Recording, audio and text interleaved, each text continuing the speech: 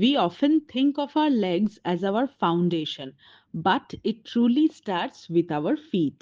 And the most neglected part of our body is our feet. বেশিরভাগ মানুষেরই ধারণা পায়ের যত্ন শুধু শীতকালে করলেই হয়, কিন্তু সেটা এক্কেবারে ভুল। আমাদের ত্বক ও চুলের যত্ন যেরকম সারা বছর নিচ্ছি, সেরকম পায়ের যত্ন সারা বছর নিতে হয়। আর চটজলদি ফুট কেয়ারের জন্য আমি ইউজ করি ফিট আপ বাই অরিফ্লেম।